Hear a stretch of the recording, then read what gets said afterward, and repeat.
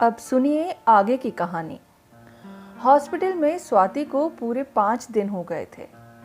अब उसके चेहरे के घाव भी भरने लगे थे। पुलिस को उन चारों रेपिस्ट को ढूंढने में ज्यादा वक्त नहीं लगा। वो पास के ही इलाके की झोपड़पट्टी में रहते थे। 2 को पकड़ा जा चुका था और 2 अखबार में खबर छपने के बाद से फरार थे। पुलिस को यकीन था वो दोनों भी ज्यादा दिन तक बच नहीं पाएंगे।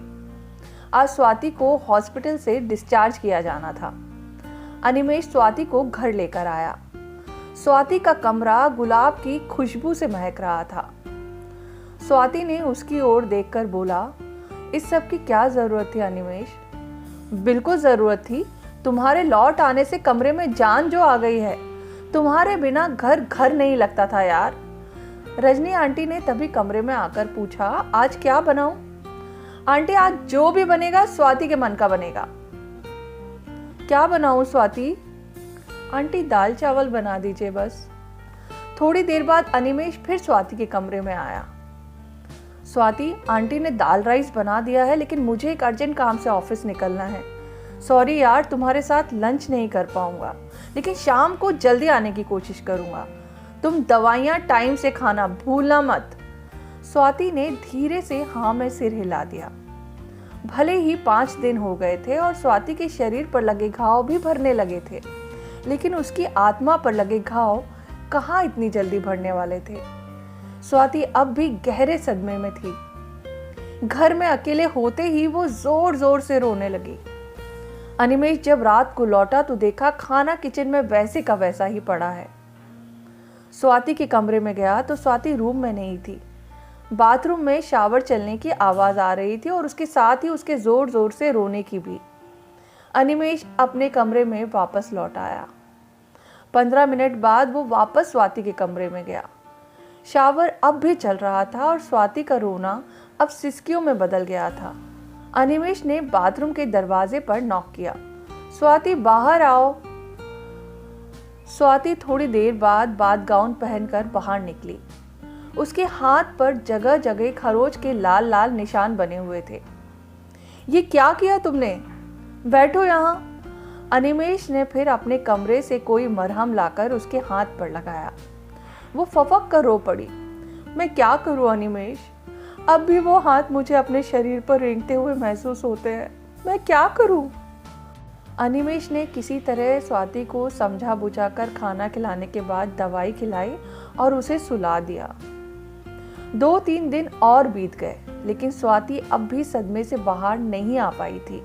घंटों शावर के नीचे वो नोच नोच कर खुद को लहूलुहान कर लेती थी, लेकिन फिर भी जैसे वो घिनौने हाथ उसे अपने शरीर पर महसूस होते रहते। अनिमेष कुछ समझ नहीं पा रहा था कि वो कैसे स्वाति को इस सदमे से बाहर निकाले। उसे स्वाति के जिस्म पर हर दिन नए घाव नजर आते थे। स्वाति अपने रूम में ही रहती, ना किसी से बोलती ना बाहर आती। एक दिन शाम को राजीव स्वाति से मिलने आया। अनिमेष ने ही उसे फोन करके बुलाया था। स्वाति, देखो तुमसे मिलने कोई आया है। स्वाति बाहर ड्राइंग रूम में आई। वहां राजीव बैठा हुआ था। तुम कहाँ हो स्वाति? बच्चे रोज तुम्हारी राह देखते हैं। तुम्हारी गैर हाजिरी में मैं पढ़ा रहा हूं उन्हें, पर पता नहीं तुमने क्या जादू कर दिया है उन सब पर। अब सबको स्वाति दीदी से ही पढ़ना है। बताओ कल कितने बजे आओगी पढ़ाने? पर अनिमेष किचन से चाय लेकर आया और स्वाति की बात बीच में ही काटते हुए बोला, कल से ही आ जाएगी। स्वाति भी बच्चों को बहुत मिस करती है। स्वाति कुछ बोल नहीं पाई। राजीव ने एक कार्ड निकालकर स्वाति को दिया। देखो, बच्चों ने बनाया है तुम्हारे लिए। सबने उस पर मैसेज भी लिखा है। स्वाति इतने दिनों में पहली बार वो कार्ड और बच्चों के प्यारे प्यारे मैसेज देखकर हल्के से मुस्कुराई। अनिमेष, चाय अच्छी बना लेते हो तुम। घर से दूर रहने के कई फायदे भी हैं, इंडिपेंडेंट बन जाते हैं। अनिमेष ने हंसते हुए जवाब दिया। स्वाति भी अच्छा खाना बनाती है। क्या बात है स्वाति, कभी खिलाओ मुझे भी। जी जरूर। चलो अच्छा, मैं निकलता हूँ। कल 12 बजे की क्लास तुम ले लेना। अगर तबीयत ठीक ना लगे तो बता देना, फिर 2 बजे की क्लास मैं ले लूंगा। अनिमेष को स्वाति को आज थोड़ा नॉर्मल देखकर अच्छा लग रहा था। वो उसे रूम में वापस जाकर फिर से उदास देखना नहीं चाहता था। स्वाति चलो जल्दी तैयार हो जाओ। लेकिन जाना कहाँ है? यार मेरी मम्मी का बर्थडे आने वाला है और उन्हें एक साड़ी गिफ्ट करनी है मुझे, लेकिन मैं कपड़े पसंद करने में बहुत ही बुरा हूँ, प्लीज़ हेल्प मी यार। पर स्वाति को उसके रूम में हल्के से धकेलते हुए अनिमेश ने कहा, परवर कुछ नहीं, जल्दी तैयार हो जाओ बस। जब स्वाति और अनिमेश लिफ्ट में गए तो लिफ्ट में पहले से ही एक दो लोग मौजूद थे। स्वाति को लग रहा था जैसे वो उसे ही घूरे जा रहे हैं।